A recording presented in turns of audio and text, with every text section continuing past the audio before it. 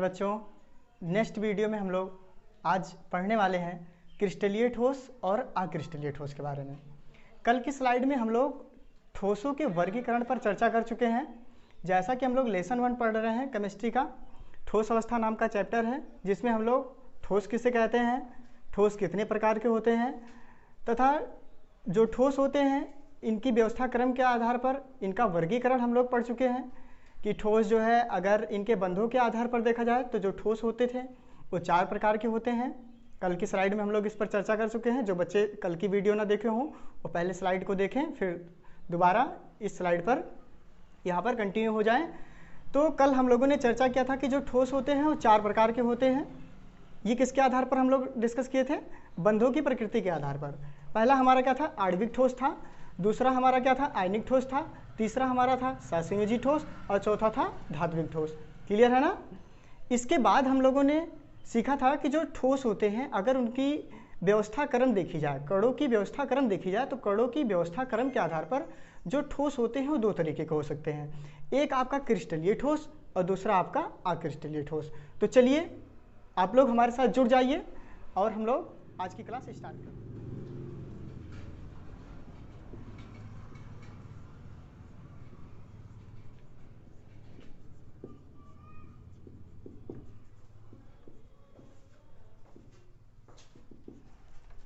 तो प्यारे बच्चों, हम लोग यहाँ पर अब चर्चा करेंगे कि कणों की व्यवस्था क्रम के आधार पर जो ठोस होते हैं वो 2 तरीके के होते हैं। ठीक है ना? यदि हम किसी ठोस में कणों का व्यवस्था क्रम देखें तो उसमें जो कण होते हैं वो 2 तरीके से व्यवस्थित होते हैं और उनकी व्यवस्था क्रम के आधार पर जो ठोस को कैटेगराइज किया गया है वो 2 तरीके से किया गया है। नंबर 1 आपका है क्रिस्टलीय ठोस।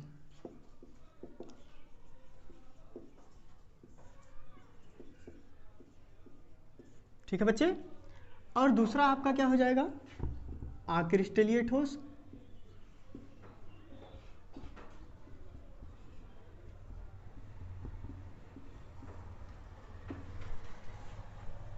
अंग्रेजी में अगर हम बात करें इसको क्या कहते हैं, तो इसको क्रिस्टलाइन सॉलिड कहते हैं। Crystalline solid. और इसको कहते हैं एमॉर्फस सॉलिड।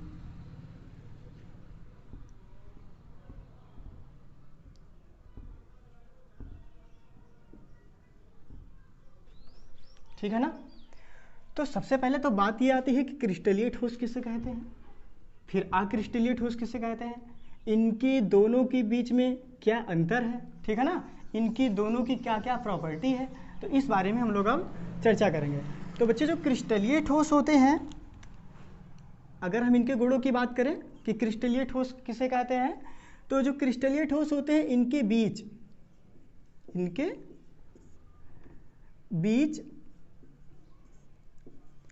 कणों का व्यवस्था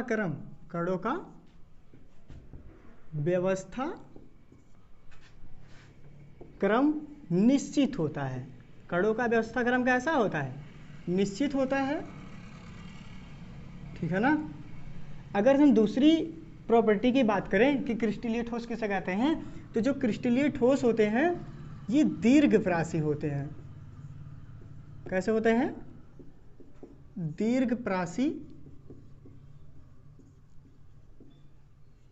होते हैं। क्लियर है? जो क्रिस्टलीय ठोस होते हैं उनके बीच कणों का व्यवस्था क्रम कैसा होता है बच्चे?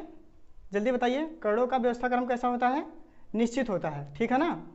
और जो अविकर्ण होते हैं वो कैसे होते हैं? दीर्घप्रासी होते हैं। अगर हम बात करें जो क्रिस्टलीय ठोस हैं, इन्हीं को ही हम क्या कहते हैं? वास्तविक ठोस कहते हैं। जो क्रिस्टलीय ठोस होते हैं यही हमारे क्या होते हैं? वास्तविक ठोस होते हैं, ट्रू सॉलिड। क्लियर है सब बच्चों को? तो कणों का व्यवस्था क्रम निश्चित होने का मतलब है, मान लीजिए आपके पास कोई NaCl का, अगर हम एग्जाम्पल्स की बात करें, हमने एग्जाम्पल में NaCl का एक क्रिस्टल लिया। ठीक है ना?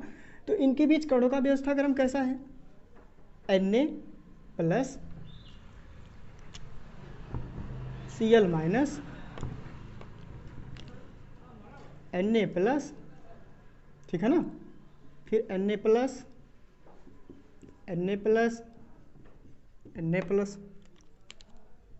Cl minus Cl minus, Cl minus, Cl minus और Cl माइनस। तो हमने माना कि एक NaCl का क्या है बच्चे, क्रिस्टल है, ठीक है ना। इनके बीच आप देख रहे हैं कि एक Na के बाद दूसरा Cl आ रहा है, फिर Na के बाद फिर Cl आ रहा है, ठीक है ना, फिर Cl के बाद Na आ रहा है। तो एक जो व्यवस्था क्रम है, जो कणों का पैटर्न है, वो क्या है, निश्चित है, ठीक है ना। Na के बाद Cl, फिर Na के बाद Cl। तो अगर किसी भी क्रिस्टल के अंदर ऐसा व्यवस्था क्रम आप देखते हैं तो उनको हम किस में काउंट करते हैं, क्रिस्टलीय ठोस में, ठीक है ना। दूसरी बात यह है, जो दीर्घप्रासी का मतलब क्या होता है, दीर्घप्रासी का मतलब लॉन्ग रेंज में, ये जो कण है ये लंबी दूरी तक होंगे, ठीक है ना। ये बात आपको क्लियर हो गई होगी। तो अगर आपसे पूछा जाए कि अक्रिस्टलीय ठोस, अक्रिस्टलीय ठोस किसे कहते हैं, तो आप क्या बता सकते हैं कि इनके बीच कणों का व्यवस्था क्रम क्या होगा, अनिश्चित होगा। कणों का व्यवस्था क्रम, कणों का व्यवस्था क्रम कैसा होगा बच्चे, अनिश्चित होता है। मतलब जो कण है वो चाहे जैसे इधर उधर हो।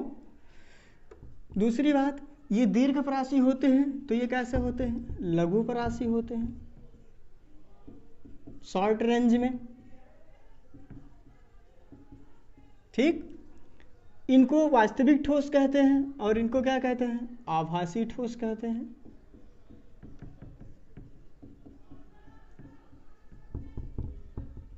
ठीक।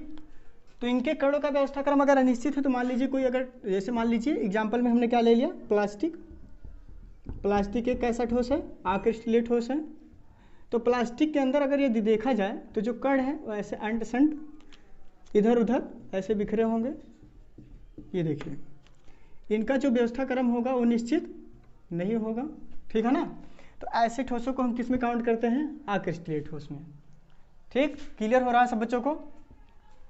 तो ये तो थी परिभाषा कि अक्रिस्टलीय ठोस और क्रिस्टलीय ठोस किसे कहते हैं। तो आप लोग बता देंगे कि ऐसे ठोस जिनके बीच कणों का व्यवस्था क्रम निश्चित होता है तथा उनके बीच जो कण होते हैं वो कैसे होते हैं, दीर्घप्रासी होते हैं, ठीक है ना। और इन्हीं को हम वास्तविक ठोस कहते हैं।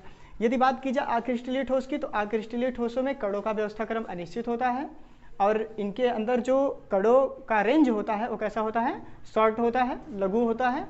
और ये जो ठोस होते हैं वो कैसे होते हैं बच्चे, आभासी होते हैं। तो आशा करते हैं कि इतना आपको क्लियर हो गया होगा। तो अगर इतना आपको क्लियर हो गया है तो आगे हम लोग चर्चा करेंगे कि क्रिस्टलीय ठोस और अक्रिस्टलीय ठोस दोनों में डिफरेंट क्या है, ठीक है ना। तो चलिए स्टार्ट करते हैं। अब हम लोग डिस्कस करेंगे क्रिस्टलीय तथा अक्रिस्टलीय ठोसों में अंतर, ठीक है ना। क्या डिफरेंसेज हैं दोनों के अंदर, क्रिस्टलीय ठोस और अक्रिस्टलीय ठोस के अंदर। तो चलो बच्चों, अगर हम दोनों में अंतर निकालना चाहें, ठीक है ना, तो क्या क्या अंतर हमको यहाँ से मिल सकता है। तो जैसा कि पहला अंतर अगर हम यहाँ पर निकालें, यहाँ पर अगर हम प्रॉपर्टी लिखें इनकी, गुण, ठीक है ना। तो गुण में जो पहला हम लोग लेने वाले हैं, पहला गुण वो हमारा होगा प्रकृति, नेचर कैसा होता है इनका, ठीक है ना। प्रकृति कैसी होती है, क्रिस्टलीय ठोस और अक्रिस्टलीय ठोसों का नेचर कैसा होता है। तो जो क्रिस्टलीय ठोस होते हैं, इनकी प्रकृति के आधार पर अगर हम प्रकृति की बात करें यहाँ पर, तो जो इनका गलनांक होता है, गलनांक, ठीक है ना, वो फिक्स होता है। अगर इनका बाई नेचर देखा जाए तो क्रिस्टलीय ठोस का गलनांक निश्चित होता है। और यदि गलनांक निश्चित होता है तो इसी कारण इसे हम क्या कहते हैं, वास्तविक ठोस कहते हैं। गलनांक निश्चित होता है इसलिए इसे क्या कहते हैं बच्चे, वास्तविक ठोस कहा जाता है। वास्तविक ठोस, ट्रू सॉलिड, ठीक है ना, कहते हैं। क्लियर है। अगर अक्रिस्टलीय ठोसों की बात की जाए तो इसका उल्टा, इनका गलनांक क्या होता है, गलनांक अनिश्चित होता है। गलनांक कैसा होता है, अनिश्चित होता है, ठीक है ना। इसलिए इन्हें आभासी ठोस कहते हैं। क्या कहते हैं? आभासी ठोस कहते हैं। क्लियर है? कहने का मतलब ये है कि जो गलनांक है, जितने भी क्रिस्टलीय सॉलिड होते हैं, इनके जो गलनांक का मतलब क्या होता है कि वह तापमान जिस पर कोई जो पदार्थ होता है वो क्या होने लगता है बच्चे? गलने लगता है। ठीक है ना? उसी तापमान को हम लोग क्या कहते हैं? गलनांक कहते हैं। तो जो क्रिस्टलीय ठोस होते हैं, इनके जो पिघलने का जो तापमान होता है वो निश्चित होता है कि एक ही निश्चित बिंदु पर पिघलेंगे। लेकिन जो क्रिस्टलीय ठोस होते हैं, इनका कोई फिक्स गलनांक नहीं होता है, कोई मेल्टिंग पॉइंट इनका फिक्स नहीं होता है, इसलिए ये अनिश्चित तापमान पर पिघलते हैं। दूसरी अगर हम बात करें यहाँ पर, दूसरा अगर बात किया जाए बच्चे, तो हम यहाँ पर दूसरा डिस्कस करेंगे ज्यामिति के आधार पर। ज्यामिति स्ट्रक्चर की बात करें अगर हम तो ज्यामिति के आधार पर जो क्रिस्टलीय ठोस होते हैं, क्रिस्टलीय ठोस, इनकी निश्चित ज्यामिति होती है। इनकी कैसी ज्यामिति होती है? निश्चित ज्यामिति होती है। ठीक है ना? दूसरी बात क्या है? निश्चित ज्यामिति होने पर ये क्या होते हैं? ये असंपीड्य होते हैं। असंपीड्य, असंपीड्य कहने का मतलब है कि जिसको हम दबा ना सके। ठीक है ना? कि दबाएं फिर वो उठे, फिर स्प्रिंग के जैसे वो मतलब कि फैल जाए। ठीक है ना? सिकुड़ जाए। तो ऐसा कोई क्वालिटी इसके अंदर नहीं होता, ये असंपीड्य होते हैं। बात करें अगर क्रिस्टलीय ठोस की, तो इनकी ज्यामिति अनिश्चित होती है। इनकी ज्यामिति कैसी होती है? अनिश्चित होती है। ये थोड़ा बहुत, ज़्यादा नहीं, थोड़ा बहुत हल्का सा असंपीड्य होते हैं, ज़्यादा नहीं। ठीक है ना? क्लियर है? बहुत ही आराम से पढ़ना है और टॉपिक को एकदम बढ़िया से कवर करके चलना है। ठीक है ना? अगला अगर हम बात करें बच्चे, अगली प्रॉपर्टी अगर हम यहाँ पर लें, तो अगर हम अगली प्रॉपर्टी बात करें कि जो अक्रिस्टलीय ठोस है और क्रिस्टलीय ठोस है, उनके बीच आंतरिक व्यवस्था कैसी होती है? आंतरिक व्यवस्था क्रम। ठीक है ना? तो अगर आंतरिक व्यवस्था क्रम की बात की जाए तो ये कैसी होती है? आंतरिक व्यवस्था क्रम दीर्घप्रासी होते हैं। कैसे होते हैं? अभी पीछे हम लोग चर्चा करके आ चुके हैं। दीर्घप्रासी होते हैं।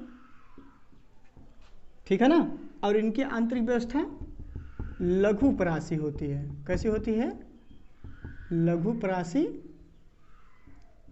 होती है। क्लियर है? अगर विदलन की बात की जाए, किसकी बात की जाए? विदलन की। जो हमारा नेक्स्ट है वो क्या है बच्चे? विदलन के आधार पर अगर हम कैटेगराइज करें दोनों ठोसों को, क्या है कि जैसे आप किसी भी चीज को काटो, ठीक है ना, तो उनके सरफेस पर कैसा प्रतीत होता है आपको? तो देखिए, अगर आप क्रिस्टलीय ठोस को, ठीक है ना, क्रिस्टलीय ठोस को किसी धारदार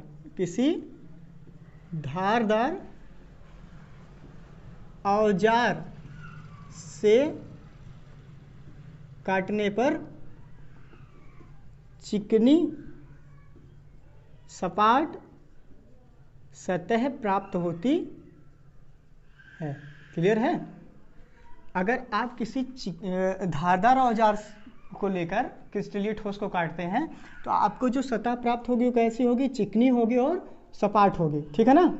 लेकिन अगर बात करें क्रिस्टलीय ठोस की, तो इसमें क्या होगा बच्चे? इनकी सतह कैसी होगी? खुरदरी होगी। कैसी होगी? खुरदरी होगी। ठीक है ना? क्लियर हो रहा है सब बच्चों को? जल्दी बताइए। अगर हम बात करें जो है कि दैशिकता, क्रिस्टलीय ठोस और अक्रिस्टलीय ठोसों की दैशिकता कैसी होती है? अगर दिशा के अकॉर्डिंग बात की जाए यहाँ पर दैशिकता,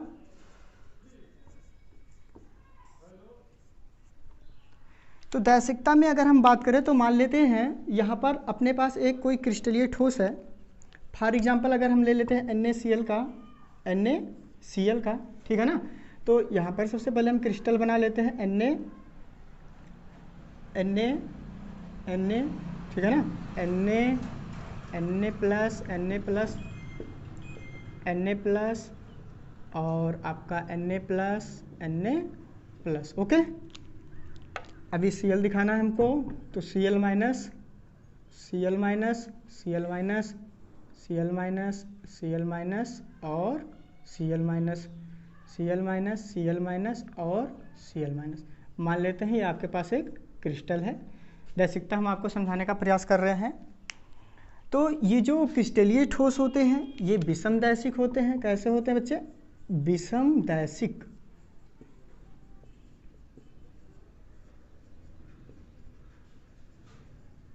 ठीक है ना। कहने का मतलब है कि अगर मान लीजिए आपने किसी क्रिस्टल के अंदर से, मान लीजिए आपने यहाँ से लाइट पास किया ऐसे, सॉरी ये Cl होगा यहाँ पर थोड़ा, Cl और आपका ये Na, ठीक है ना। तो आपने एक लाइट यहाँ से पास की है, ठीक, और दूसरी लाइट आपने यहाँ से पास की है।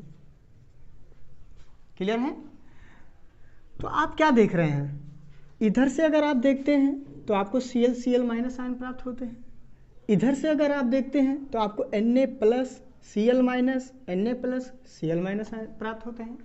कहने का मतलब है कि अगर आप इस ठोस के अंदर देखते हैं, अलग अलग दिशाओं से देखते हैं, तो आपको अलग अलग तरीके से ये नज़र आते हैं। इसी बात को हम आपको बता रहे हैं कि विषमदैशिक का मतलब क्या होता है, कि किसी भी क्रिस्टल के अंदर या किसी क्रिस्टलीय ठोस के अंदर हम किसी भी अदर दिशाओं से अगर देखें तो हमको जो भौतिक गुण प्राप्त हों, कैसे हों, भिन्न भिन्न तरीके को हो, तो इसी चीज़ को हम क्या कहते हैं भैया? विषमदैशिक गुण। क्लियर हो रहा है सब बच्चों को? दूसरी बात, जो अक्रिस्टलीय ठोस होते हैं कैसे होते हैं बच्चे? अक्रिस्टलीय ठोसों की अगर बात करें तो कैसे होते हैं? समदैशिक होते हैं।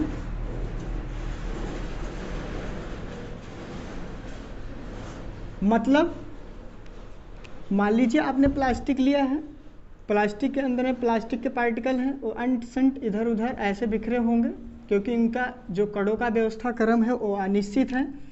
तो आप किसी भी साइड से आप लाइट मारेंगे, किधर भी से लाइट मारेंगे तो आपको सेम प्राप्त होगा, क्योंकि इधर उधर है, ठीक है ना, निश्चित व्यवस्था क्रम तो है नहीं। तो इसीलिए कैसे होंगे? समदैशिक। किसी भी एंगल से आप देखेंगे तो वो कैसे दिखाएंगे? समान दिशाओं में दिखाएंगे। अगर अगली बात की जाए शीतलन वक्र की, लास्ट अगर हम चर्चा करें इनके डिफरेंसेस की, तो हम लोग ले लेते हैं शीतलन वक्र। शीतलन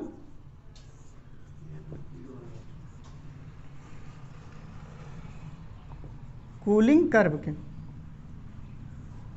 अगर हम कूलिंग कर्व की बात करें, शीतलन वक्र की बात करें, तो जो क्रिस्टलीय ठोस होते हैं उनका जो शीतलन वक्र होता है बच्चे, वो कैसा होता है? सतत नहीं होता है। सतत नहीं होता है। कैसा होता है? तो फिर असतत। असतत होने का मतलब ये है कि ये जो है कंटिन्यू, जैसे मान लीजिए आपके पास कोई चीज़ है, तो वो चीज़ जो होगी वो एक निश्चित तापमान पर पिघलेगी और निश्चित तापमान पर ठंडा होगी, ठीक है ना, और निश्चित तापमान पर जम जाएगी। क्लियर है? लेकिन जो अक्रिस्टलीय ठोस होते हैं इनका कोई निश्चित फिक्स टेम्परेचर तो होता नहीं है, तो ये कंटिन्यू, अगर जैसे आपने इसको पिघाल दिया, ये पिघल गया, तो ये कंटिन्यू ठंडा होता रहेगा और ये ऐसे अपने टेम्परेचर को डाउन करता रहेगा। तो अगर शीतलन वक्र की बात की जाए तो जो क्रिस्टलीय ठोस होते हैं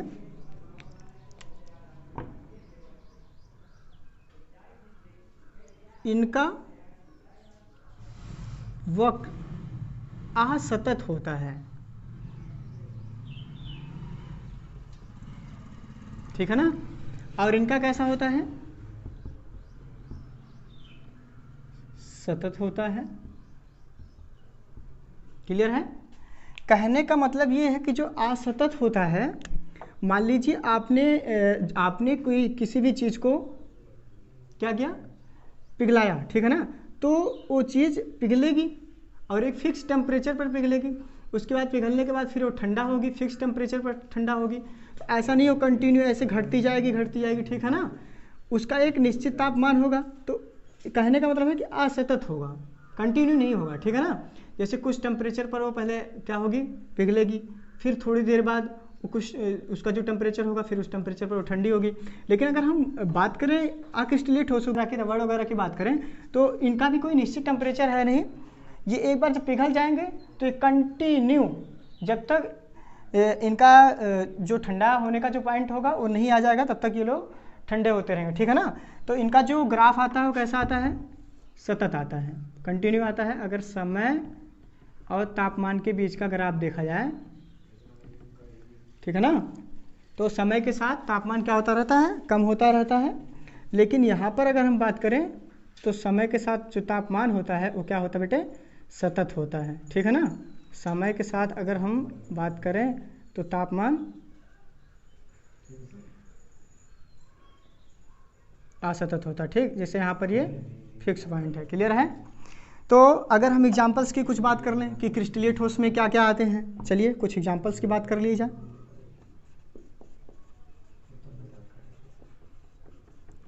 तो एग्जांपल में क्या क्या हो सकता है बच्चे, जैसे अपना हो गया NaCl, ठीक, Na2SO4, क्लियर है, KCl, ओके।